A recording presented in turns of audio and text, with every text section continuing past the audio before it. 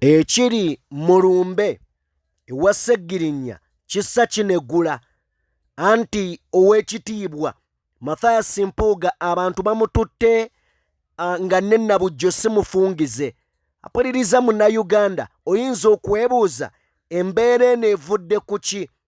Kino nno kiddiridde nakubuliddeko ku makya nti Mpuuga yazzeeko ku Lumbe n'amala n'addayo. Bannamawulire babadde bamubuuza agambye nti komishoni mu paalamenti yamusindise akole ku by'okuziika. Yamusindise akole ku by'okuziika.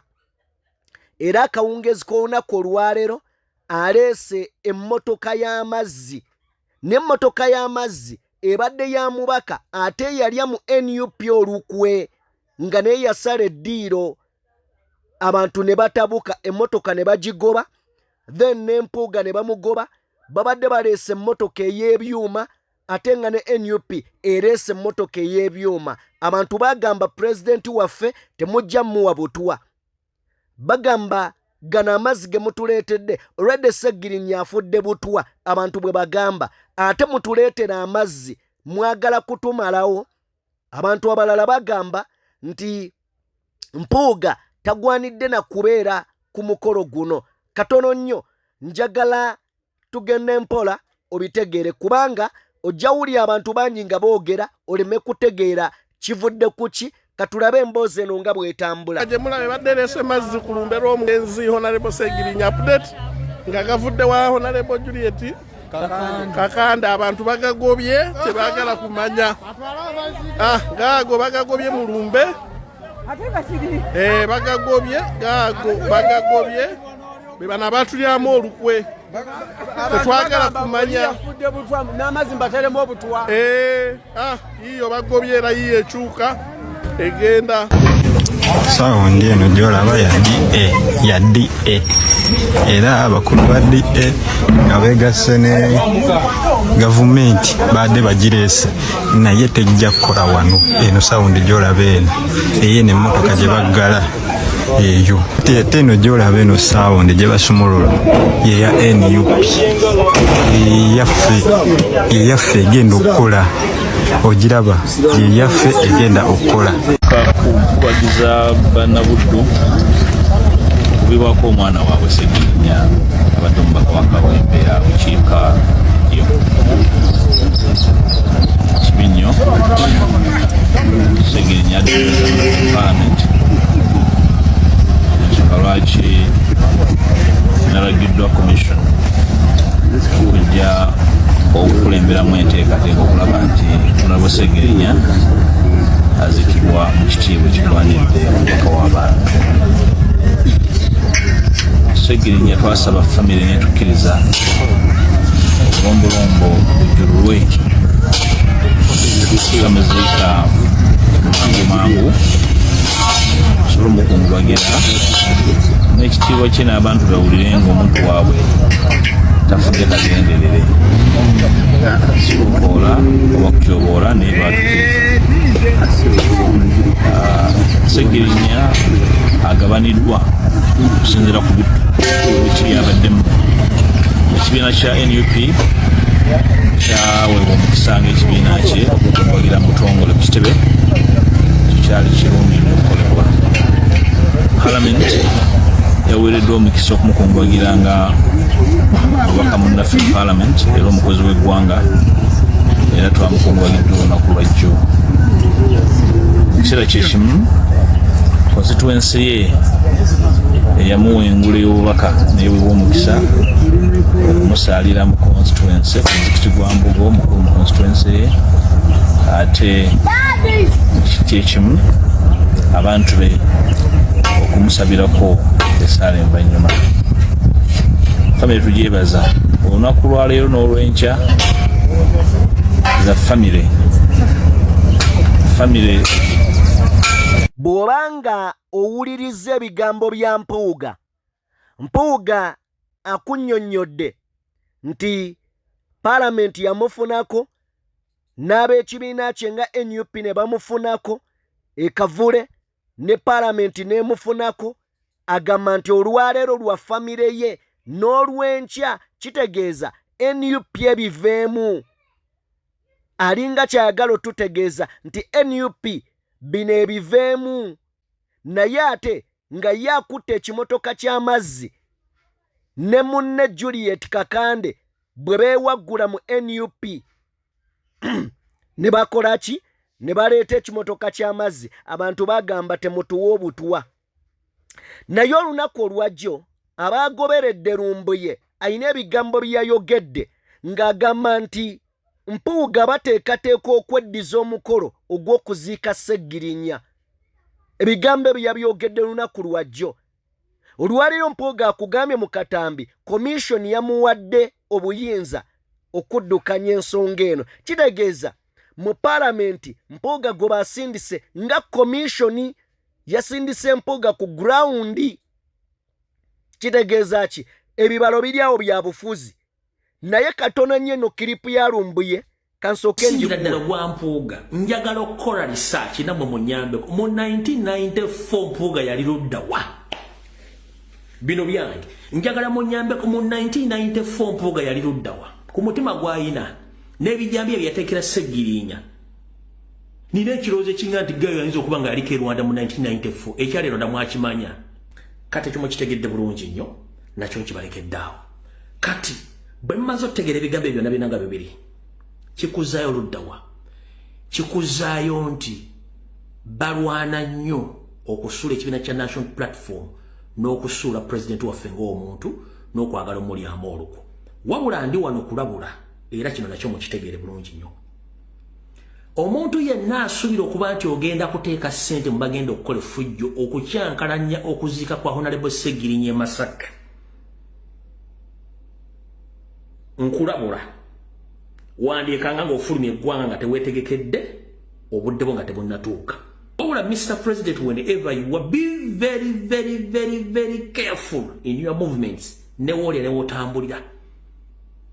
The main target y'abantu bano Mpuuga Sseggona naawe na Mpuuga Sseggona ne Mayiga, main focus yaabwe ne target yaabwe yeggwe ng'omuntu. Balina options B to decampaign you n'okujjawo obulamu bwo. Ebintu ebi bibiri nkyabagoberera kagere kubanga nze kampu zaabwe embeeramu information gyagireeta awo nawo tuvuddewo. Mukulu Mpuuga yasisinkanye n'ekibinja kye eky'abayaaye abali e Kampala bakulemberwamu Allion Skin nga babasindise dda bagenze dda ku kyalo okukola effujjo. Obubaka bumule butambula ku mitimbagano, message eyatambudde, message entuufu nnyo, message esoma bwete. Esoma, hi comrade, kweke erinnya lyange. Hope you are doing well, my brother. I have trusted information from Masaka. Mpuuga team headed by Abed Bwanika and Mokako are planning to disorganize the funeral on Sunday in the name of chasing away Wayuswa Mufumbiro. Fangon soldiers are briefed yesterday so that guys should not get prepared. I will inform you in case change strategy. God bless you. Obaka butambadde ku mutimbagano. Ne buno nga tunafuluma onakulwajjo naze ne bagamba kiki ekigenda okubeerawo ne kye bateeseteese era n'empooninga Mpuuga ne guruupu ye.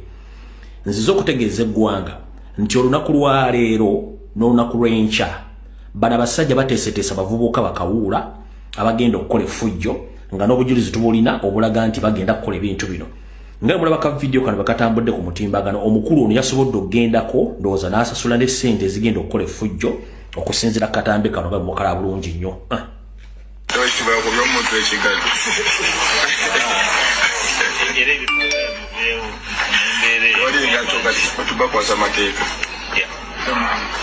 Amateeka bakwate ate aziza omusango ate abeerewe bakaita omusango yingire ekkomera wite gaali byanga yabadirigeti bokka nga nze mbaswazi.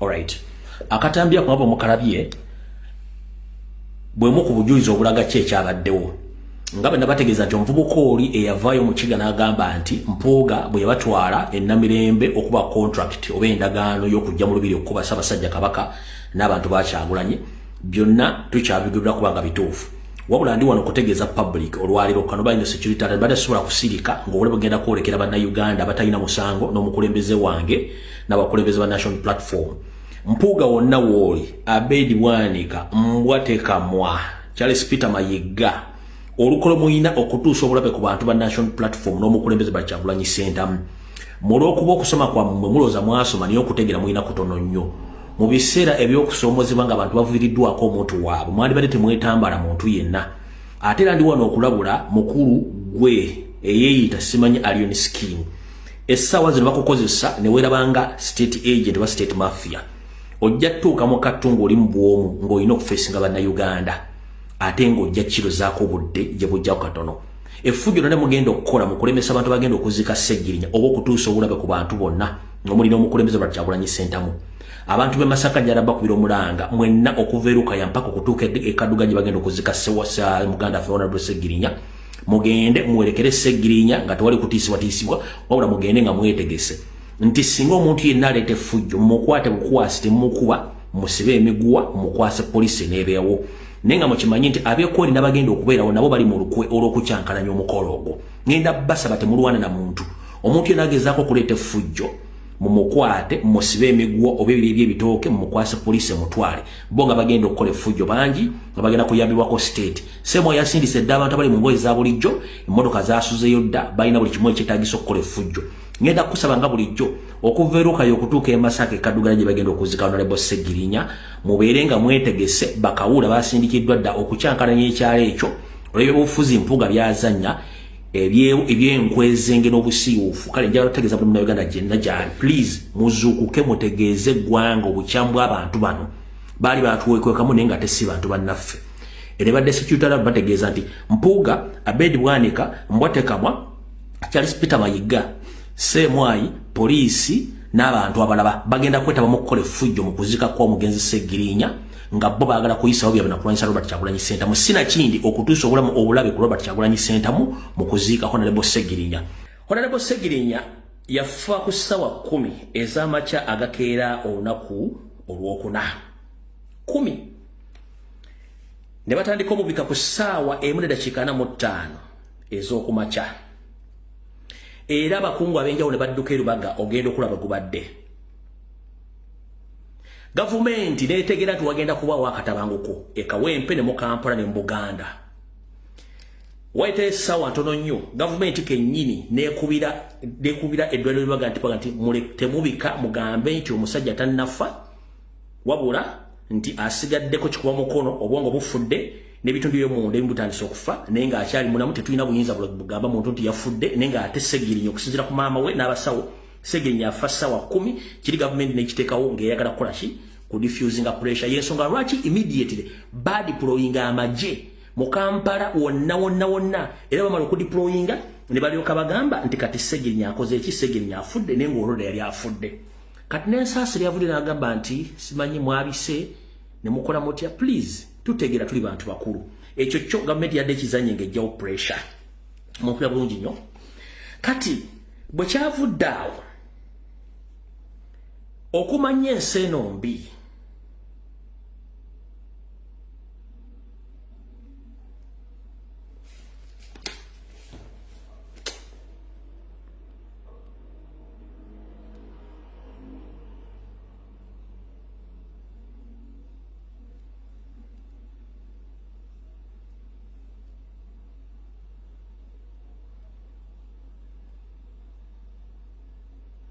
okumanya ensi eno mbi bwe bamala okubika Honorable Sseggirinya nti afudde Speaker Anita Amongi akubira Mathias Mpuuga Nsamba amugamba agenda e Lubaga okonfaminge Mathias Mpuuga Nsamba ng'agenda e Lubaga okonfaminga ti Sseggirinya akoze eki afudde teyayiseeko wadde mu kkubo eriraga bakungubazi banne oba officials banne nti ayingidde Lubaga alina gye yayise kamera tezimukwata ne bamubuuza Honorable abasawo bagambye eki kiyazzemu akitegedde nenga Anita Amongi yamusindise to confirm so sikulwa public oba kule kibina cha national platform era ya demokambwe nnyo. Ne remember omwami ono kennyini yabadde mu nkwe zonna ezimaliriza Ssegirinnya. Abatalabye butambi buno kambo baddiremu wano tuleke tusimbule bulungi nnyo. Teyagenze mbu yagenze ku national platform Anita Amongi yamusindise. Wali kwagala otubuli kyekyo osanga bwenga alabyeko ku mulwadde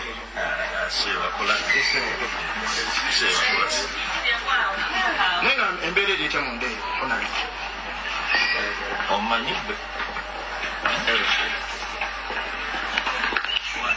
okulumpuuga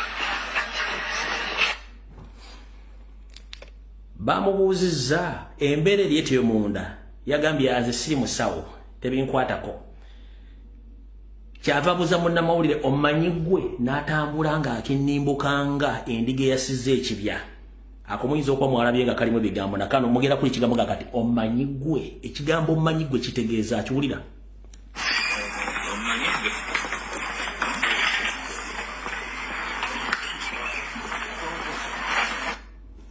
Kankabaddiremu.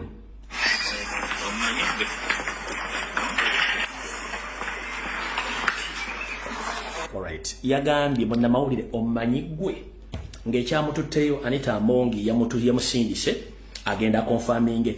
Era kyovula n'ebbaluwa wayiseewo essaawa nga state emaze okudeployinga ne bawandiika eyawandiise ebbaluwa nga abikira yabisse abikira speaker Anita Amongi ne parliamenti n'asembye family ya Sani ya Honorable Ssegirinnya. Tebaataddemu kibiina kye era speaker si yaleeta Ssegirinnya mu Lubaga. Family ya Ssegirinnya n'aboluganda bakone mukwano baleeta Ssegirinnya si speaker era si Mpuuga. But yibo wachindeeka na mwange ebbaluwa ngiina wano. Manda bagana video yo egenda kuba nzibu nnyo. Ebbaluwa ne mwakanji basomere egamba bweti. Mugenda kutya. Official statement. Announcement of the passing of Honorable Muhammad Ssegirinnya, 9th January 2025. With deep sorrow, Lubaga Hospital announced the passing of Honorable Muhammad Ssegirinnya, Honorable Member of Parliament of Kawempe North. Honorable Ssegirinnya has been under dedicated care of our medical team at Lubaga Hospital. Despite all efforts to ensure his recovery, he passed away today, Thursday 19th January 2025 at 12:10 p.m. Olo boba gamba ku mukaaga ez'emisana nga state emaze okukontroliga buli kyeyagala ndoozola bulungi naye nga Ssegirinnya yafa ku saa 10 ez'ekiro ku lunaku olukeerange ennaku z'omwezi 9 zeyafa bano nga baagala state emale okukontrolinga wonna era baabise official ku saa 6 ez'emisana. Ekyo mukiwulidde bulungi nnyo.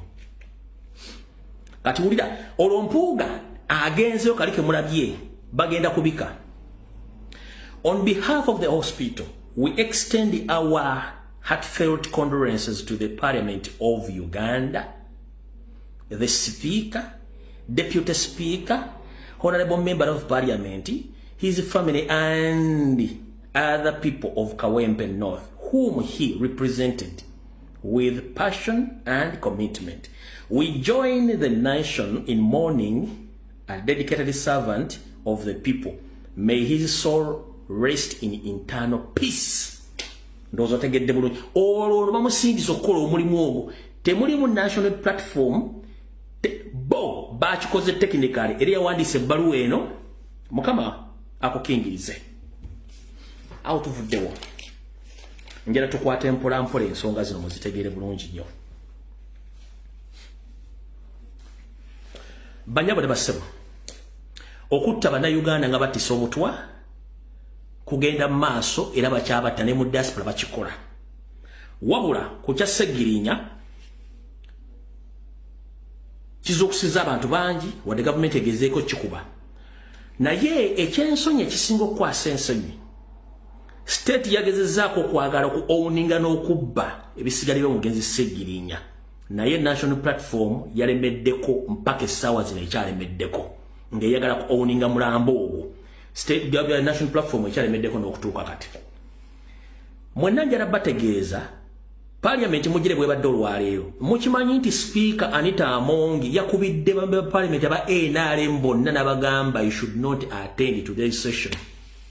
Nalongo Speaker Anita Among nawe oli mu lugendo ojja kuleetwa mu Parliament otuzibwawo ebiga bimwogedde bitujja okwogera ne ekyakukusindikidde message mu WhatsApp group za member Parliament bonna ba NRM bagate bajja tu attend fe kyatuyambye bulungi nnyo kubanga ekisooka Segirinya abadde waluda luvuganya so sirwa government kubanga mwe kenyini mwe mwamuse nga ne mission badde ogimanya okitegedde bulungi nnyo mwe mwamuse kenyini nga mission badde ogimanya kati gwe okukubira bambe Parliament mutajja well and good kubanga ffena buli mbwa n'olunaku lwayo tweyanzayo bali nnyo balidde ekyo wakoze tukisiimye n'ekirala mulekerawo okutta bannayuganda ne mu owning emirambo ne musasula ssente za funeral ne muliisa abantu mu mwezi gumu oba mu kuziika ne mu owninga family zaabwe okusinga ng'abaana ne mutandika obba owninga ekyo si kyekikulu tuba twetaaga abantu bano nga twetaaga ekibase ono omwana Segirinya abadde mu Parliament wooli ono omwana ono image ki gy'alina mu bulamu bwe Anita Among Museveni omwana ono alina image ki ku myaka gy'emito omwana omuwala alina image ki uyo abadde mu Parliament yo alina image ki gy'omulaga. She knows the truth that his father was eliminated. Omwana ono alina image ki ono alina image ki mutwe gwe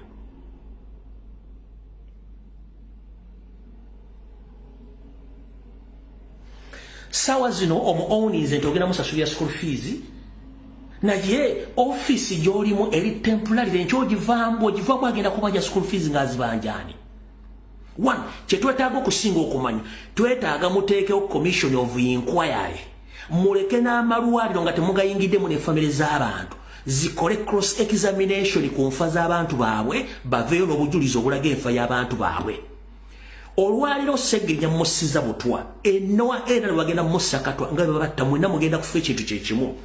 Member Parliament owa Busia mukulu macho nkulamusiza muganda age gye baliko bofuka wa NRM mwate bakufuka moto kuva mu bwongo ebigambo byogeredde Honorable Segirinya mu Parliament muganda wange bera mwegendereza enensi ko tuyita mbuyisa ko wa yaliviira ebigambo byogeredde Segirinya olwaliro mu Parliament gibwa kinneru mu lulimi ngambiri na wano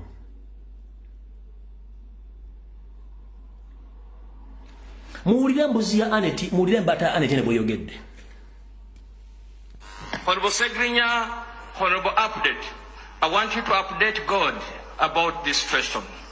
That Uganda, we are a country which in this century we are still talking about denying our people bail and bond. Honorable Segirinya, the second update to God. Tell him that this is a country which is still taking civilians in military courts. Honorable Segirinya, update number 3. Report to God how you have been belonging to a mingled political party which is not organized. Omolide, oyo akiikirira Busia yayogedde ebigambo bino. Naye buno bukiba buziba ndaba budde baweddeko mujja kunoonya muyita eso si ekikulu kyekirwa. Mwenna mmanyi muganda ffe omu Dutch Dr. Nico lwe baatwala Segirinya ogende Netherland okufuna obujjanjabe. Dr. Nico 1-on-1 yayogera ne Segirinya n'amukkiriza amubuulira ebyama abala by'ataababuulira. Mwalabika ebifaananyi byafulumye waliwo ekifaananyi kyetuganya okuta mwenna mwakirabye. Mwalaba ekifaananyi kyetuganya okuta kubanga social media tesobola kukkiriza kifaananyi ekyo community standards eza Facebook eza Twitter n'eza TikTok tesobola kukkiriza naano bwe nkiteekayo basobola live ogijjako. Segirinya baamutulugunya ne batuuka n'obusajja bwo bukubisa amasannyalaze bukubamu n'empiso eyamuviiramu okutta obusajja bwe nabanga takyasobola kufunctioninga. Ebifaananyi ebimu mwabirabye ne kiri ekyakali enkoko sobola kita kubanga kijja kuleeta obuzibu naye ngenda bazannyira bino bifaananyi bye mwalabye. Ono Segirinya ng'ali Netherlands oyo Segirinya member Parliament ng'ali Netherland yoyo Honorable Segirinya Muhammad ng'ali Netherlands. Kati kiri ekifaananyi kyemwandiyagadde okulaba si kyangu kyakulaba ne bwe tunaakola tutya simanyi sijja kulisikinga kankireke wabula anaaba akyagala tujja kibateerako mukire bulungi nnyo nkikuwa mu inbox njagala ulya mu bigambo bye ng'amugamba nkutene voice note gyansindikidde olwaleero mujja kutya abasajja bano one Dr. Nico. Comrades, we are waking up with the horrible news that Honorable Mohammed Singarinya is dying. He is brain dead, possibly already dead at this very moment. It should be very, very clear that it was the illegal, murderous NRM regime that killed Mohammed Singarinya. And how they did it, I saw it with my own eyes. When Singarinya came in August 2023 to Amsterdam for treatment, the first thing he did was telling me, Nico, I want to show you what they did to me. And then he opened up his crutch. He showed me his penis and his balls. And he told me they pinched needles into my balls. And what I saw was the most horrible thing that I saw in my life. There was hardly any skin left on his balls. And because of this pinching into his balls, they poisoned him with a disease called Kaposi-Sarcorum, also called KS. It's an immune-related disease. And the doctors told me that he was not going to live another 5 years. And that is exactly what happened. When he was in Amsterdam last year, it was clear that he had come under the influence of the NRM. But how can you complain about someone that's been in prison for 2 years, tortured for 2 years? Wouldn't I possibly be compromised if I'm tortured for 2 years? I'm not sure if I would be equally strong as Mr. Update. So, Honorable Singarinya, equally like Sanye or Eric Wesekwa, they remain heroes of the struggle to me.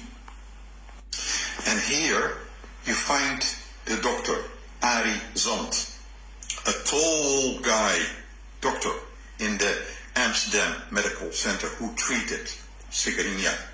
And I thank him for adding time to his life.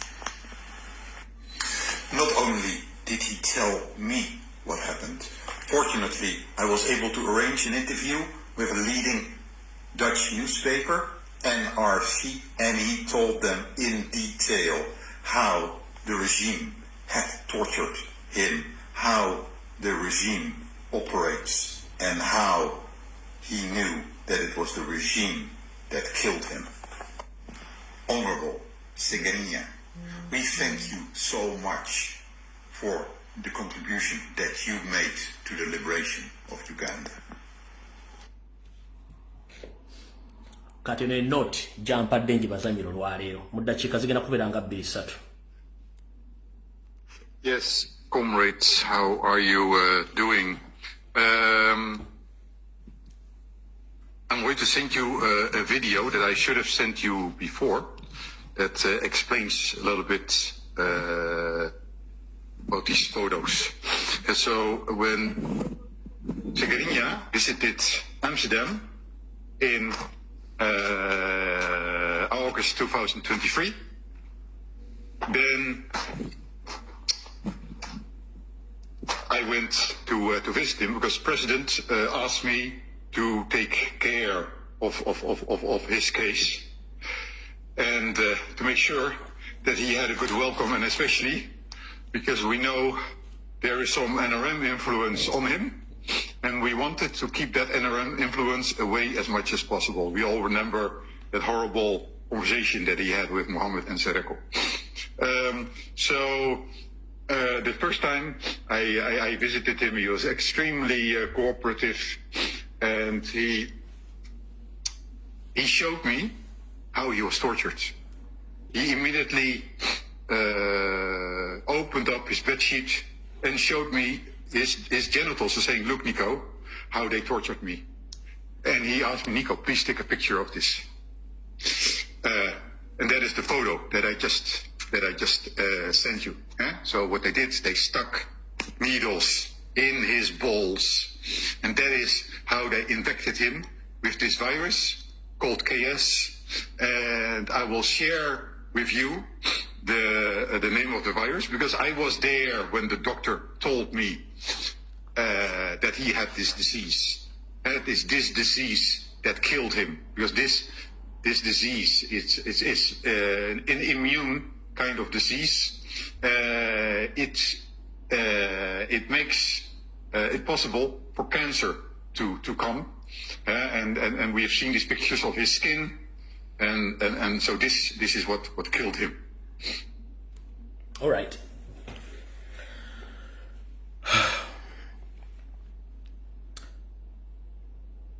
Museveni, Muhoozi ne timu yammwe James Birungi mwenna Christopher Damulira.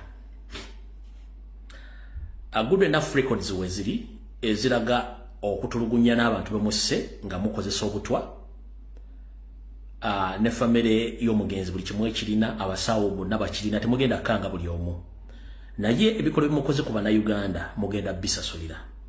Honorable Sagirinya gato umula mirembe to umula kubanga abakuse bakimanyi bulungi. 1. Ndabyeko Mpuuga the Mapuuga mu parliament nga ayogera ebigambo bingi nnyo mayi mu kwogera oluzungu teri amukwatira nsawo alowooza ffe tonda tumanyi luzungu. Naye nkambazeyo Kemabega Sagirinya bamukwata Mpuuga ye leader of opposition. Era Sagirinya bamuta ye leader of opposition. Lupo Mupia yagenda e Nairobi ne banne n'agenda n'aba Sagirinya. President yagenda e Nairobi n'aba Sagirinya. Ba comrade bonna bagenda n'aba Sagirinya. Njagala netere ekifaananyi kimu nga Mpuuga alina Sagirinya mu ddwaliro. Anyway,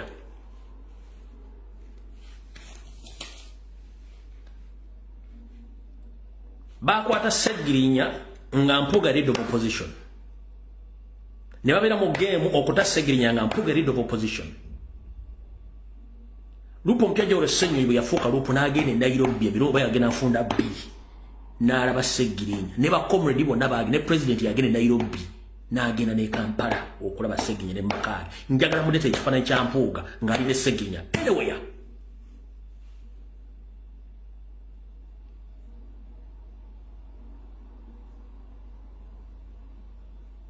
njagala ntire ekifaananyi ky'abatawaanya enkyukakyuka essaawa zino abeeyawudde ku Nuupu nga bali ne Sagirinya mu bulwadde bonna.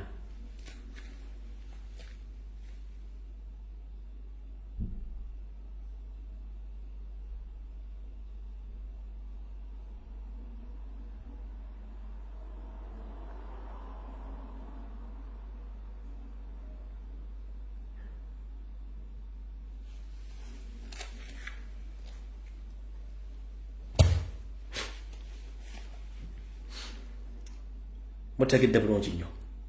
So njagala buli muntu yenna eyayita owa wansi oba wasoma oba tewasoma ng'olumirira Munnayuganda olunaku lw'enkya lwa 6 mpaka olw'Essande tugende oba mugende muwerekere Honorable Sagirinya okuva e Kawempe mutuuke e Masaka oba district yonna bagenda omuzika mugijjuza mugende muziike Munnayuganda omutuufu abadde alumirira omuntu wa wansi.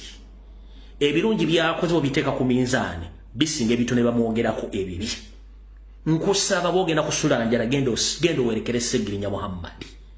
1. Mbadde nga nzijampa information wabula nga nkomekkereza ngamba mission gye bamusindikako ey'okuwayiriza president yagigaana musajja nnyo era ne mbagamba am saluting him all along obadde nkyogera. Sagirinya towummula zuku kononya abakuse naffe tukyali mu ssabo tukyagitambuza naye empuuga basajja mmwe Maida Lubega Segona Charles Peter Mayiga abasajja ba DP Buloko nawagira NRM musana okubaka buli mwazo kukenga tazuukuse nga muyitiddeyo temusobola kutta bantu bannammwe bwematyo njagala ombulire MPO abadde asobola okuyimbirira n'agenda n'akola ebintu byabadde akola Ssegirinya gye mugamba nti teyasoma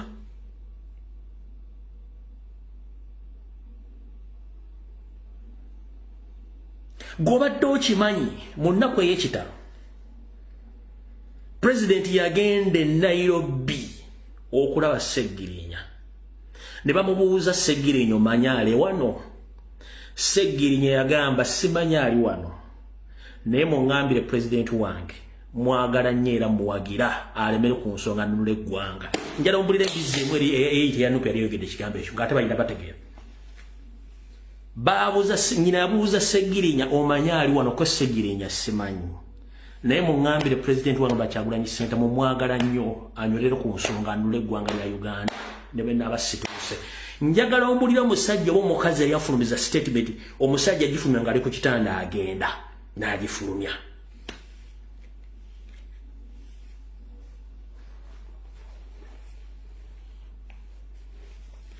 bebo tetugenda kumwogerako birungi byokka wabula yo omulimu gwagukoze nga Munnayuganda abadde ayagala abantu kyembadde mbasomesanga buli lunaku kye bayita humanity nenkugamba togezanga ne weesiga omuntu agamba nti amanyi Oluzungu babeera incompetent bakozesa nnyo akakodyo ako kamafulejinga nti boogera Oluzungu naye nga bavambisira ne bizibu byereere omuntu wa wansi amanyi nti yava mu bantu yasobola abasigadde bonna ziba nkwezenge bakubbira mu Luzungu akola statement ng'akimeta ojja gisobola gitegeera ye n'ayisawo byayagala wabula omuntu wa wansi ategeera ekikolwa ky'omuntu wa wansi n'obulimu bw'ayitamu yalinga Ssegirinya n'abasigadde abatonotono weewalanga nnyo omuntu akozesa Oluzungu ng'ayambala amasuuti naye ng'omuto mukalu batemu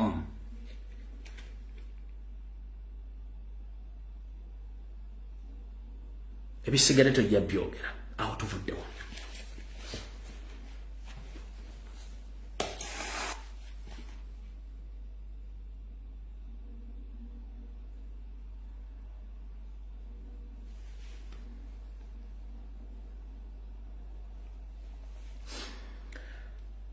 abantu bano nabagamba nti beesetinga dda ono y'omu ku bantu abadde bakkiriza ebikoloberero okukolebwa ku baana ba Nuupu abali mu makomera Johnson Byabashaija musajja Munyarwanda oyo Munyarwanda munnaabwe omulamuzi eyagaana okuwa beyiro Ssegirinya agende mu ddwaliro bamuyita Laurencio Tweyanze uyo naye Munyarwanda eyagaana okuwa Ssegirinya beyiro bagende bamujja bamuyita Laurencio Tweyanze naye Munyarwanda ndabyeyo embwere zigamba mbwera si butwa njagala nkuzanyira akatambi k'omugenzi kano olujja okutegeera okuddawo okutereera nja kutereera kubanga we najjira nga ninga omusokolemu ebyenda nendowooza olengera ngenda nkomawo kubanga ngezaako okweriisa eddagala abasawo libampandimira ngoberera amateeka g'abasawo nja okutereera ekyo layisi nnyo ate abasajja bankakasa eri abazungu togenda kuddamu kulwala ntabakyasinza okwagala bw'ogamba nti abasawo bakugamba toliddamu kulwala abasinga beeralikirivu nti oyinza n'okuba waweebwa n'obutwa ekyobutwa ekyo kyonsi kyensigaliza olw'ensonga zange kyensigaliza olw'ensonga zange naye nga bw'omanyi era tebibulamu statement y'omugenzi ekyobutwa ekyo nkyesigaliza naye tebibulamu kati gwe nojja okola statement ng'odifendinga statement njala kugamba ekigambo kimu waliwo system 7 zeyasoma zeziriwa mu ggwanga lya Syria erya gavumenti gye baananula omukono gye buvudde katono buli simu ya mu Syria eyali e Syria ng'atya n'okusindika message ku nnomo message ku WhatsApp okuba essimu ku buli app yonna ng'omusajja Assad ya making sure ateeka spy network mu buli simu mu buli laptop mu buli kitundu kyonna ng'aspyinga ku bannansi n'abaleetera fear nga tebalina kye basobola kukola. Exactly Museveni kyakoze atadde buli wamu bambega. Museveni atiisa, Museveni atta abantu ne yeefuula ova ku muntu akutta n'awamba omulambo gwo n'akyusa postmortem n'aguziika n'agukuuma n'akola buli kimu n'okulaga nti buli kimu akitutta akyova l'olinzi n'agaba n'amabugo okulaga nti akumaliriza ne bannaddiini n'abatiisatiisa buli omu n'amuteeka wakati esisitimu eriwo kyova Sseggirinya agambye nti kyobutwa nkyesigalizanga nze kubanga akimanyi w'okyogera bagenda kubuuza butwaki naye ng'obuto we buli. Mukyala Gwanita Amongi ne banno nkugambe baba mwagala okutegeera public nti emanyi muteekeewo akakiiko nga kali independent kagende katandika okukola investigations ku buli muntu yenna gwe mwatta mujja tegeera nti obutwa bubattanga nawe kennyini Anita Amongi weetaba mu kutta omugenzi Jacob Oulanyah okujja mu ntebe eyo. Vaccine ze muli mukozesa kati okugema abaana baffe zonna mu Buganda zonna butwa omixingibwa ku seemwayi with the evidence ndigireeta mu public. Abaana baffe mukwata ne mbatta ne mbabuuza ne mbazika mass graves with the time tugenda kujja obujulizi tubule tubikube ku meeza nga time etuuse. Kuba mulooza nti abantu basiru mutta abantu muwamba abantu kiki bwe mbanga muntu akukooye genda ensi si ya jjajjaawo. Kati bataddemu fear, intimidation, threat, propaganda, blackmail, olina ajja ku TV nayogera ekigambo nga talinaako mutwe n'amagulu. Ebyo byonna tukati twabimanyidde ensi bitegedde bulungi nnyo. Awo n'otuvudde oza mutegedde bulungi nnyo ekyo.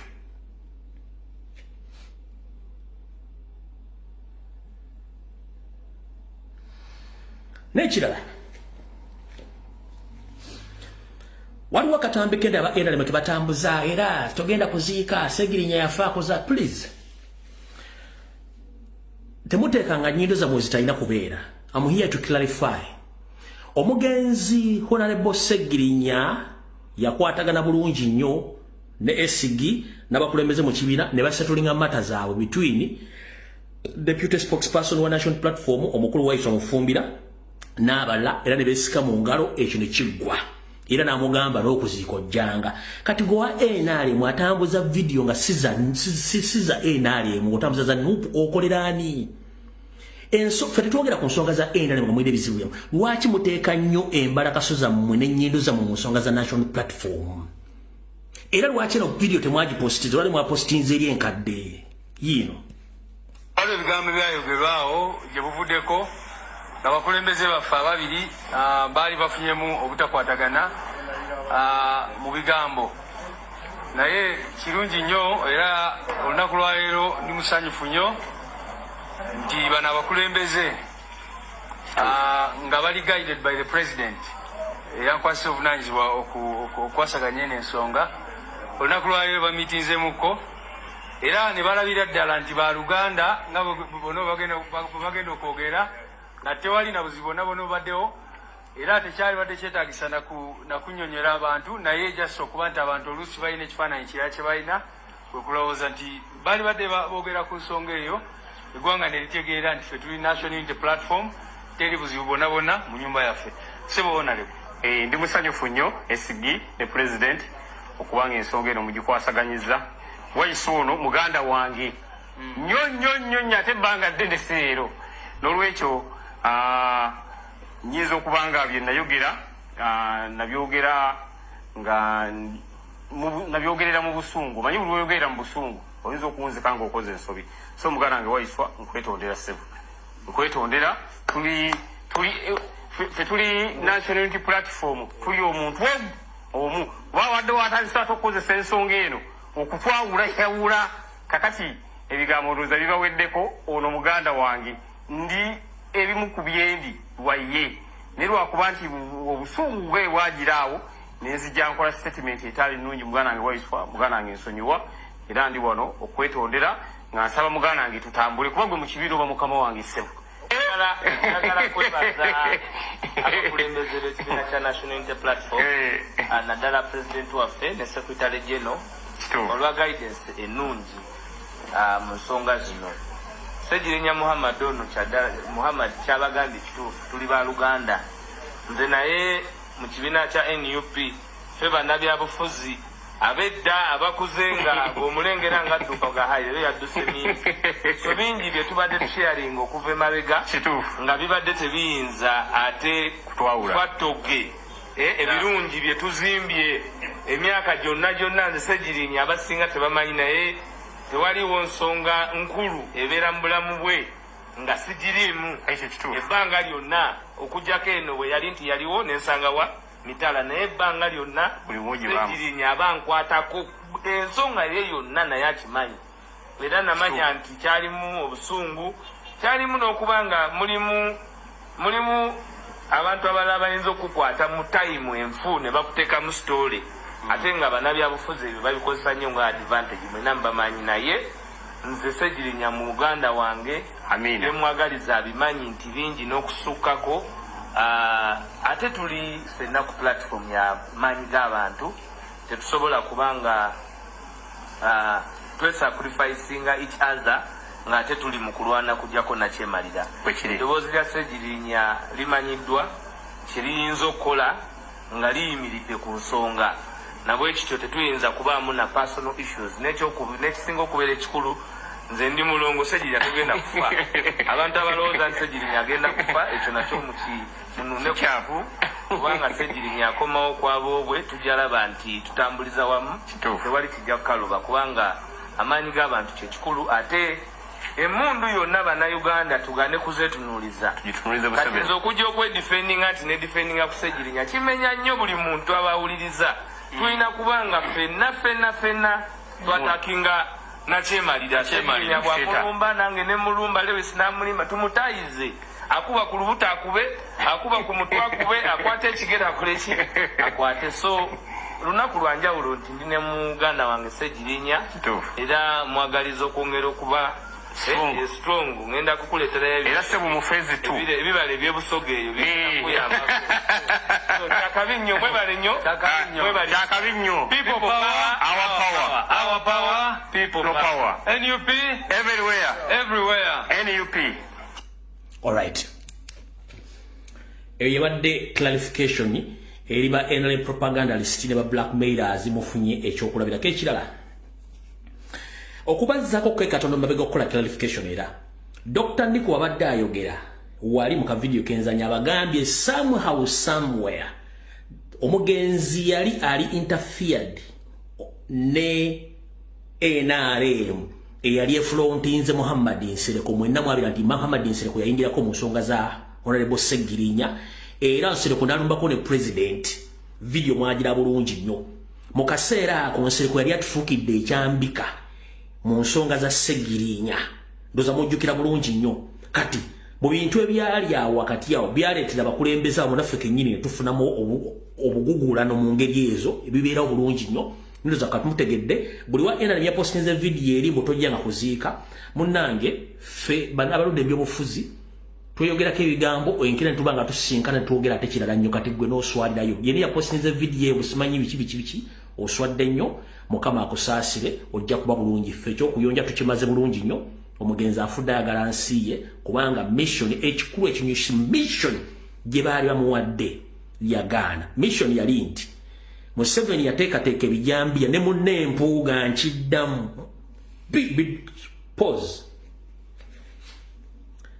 kino kyenjogera nkivunaanyizibwako nga nze era kyensongola kimpoozinze ku mutima gwa Sseggona n'omutima gwa Mayiga n'omutima gwa Mpuuga naye okusingira ddala gwa Mpuuga njagala okukola research namwe munyambeko mu 1994 Mpuuga yali ludda wa bino byange njagala munyambeko mu 1994 Mpuuga yali ludda wa ku mutima gw'ayina n'ebijambiya bye yateekera Ssegirinya nina ekirowoozo ekinga nti gayo ayinza okuba nga yaliko e Rwanda mu 1994 ekyaleero ddala mwakimanya ku mutima Mpuuga gw'alina nkola research bino byange mu 1994 Mpuuga yali luddawa Tabanga yaliko e Rwanda nkidamu Tabanga yaliko e Rwanda ku mutima gwalina n'ebikolobero byali e Rwanda oyo boy ayinza okuba nga yaliko ke Rwanda ku bikolobero n'empisa zaalina ne gurupu yaabwe bino byange nze mbyogera mu 1994 boy oyo yali ludda kuba ku mpisa zaalina ne neeyisa boy oyo ayinza okubanga yaliko e Rwanda mu 1994 nga tetumanyi ebyo byange nze mbyogedde kati ekyo mukitegedde bulungi nnyo nakyo nkibalekedde awo kati bwe mmaze okutegeera ebigambo ebyo byonna nga bibiri kikuzaayo luddawa kikuzaayo nti balwana nnyo okusuula ekibiina kya National Platform n'okusuula pulezidenti waffe ng'omuntu n'okwagala omulyamu olukwo wabula ndi wano kulabula era kino nakyo mukitegeere bulungi nnyo omuntu yenna asuubira okuba nti ogenda kuteeka ssente mu bagenda okukola effujjo okukyankalanya okuziika kwa Honorable Sseggirinya e Masaka nkulabula wandiikanga ng'ofulumya eggwanga nga teweetegekedde obudde bwo nga tebunnatuuka kubanga ntegeezeddwako nti wayinza okubawo akabinja k'abayayi b'e Masaka abateekeddwateekeddwa okutinkula olutalo mu kuziika kwa Honorable Sseggirinya era gurupu gyenjogeddeko yeeyo nga bateekateeka okufuna ensimbi okukola effujjo okusinza ku intelligence yange waliwo nekyennondoola nja kibagamba mu 3 days from now bwenaba nga nze ku Sande waliwo kyennondoola kyebapulaninga okukola wabula Mr. President whenever you are be very very very very careful in your movements newoolya newootambulira the main target y'abantu bano Mpuuga Sseggona naawe na Mpuuga Sseggona ne Mayiga main focus yaabwe ne target yaabwe yeggwe ng'omuntu balina options bbiri to decampaign you n'okugjawo obulamu bwo ebintu bibiri nkyabagoberera kagere kubanga nze kampu zaabwe mbeeramu information jagireeta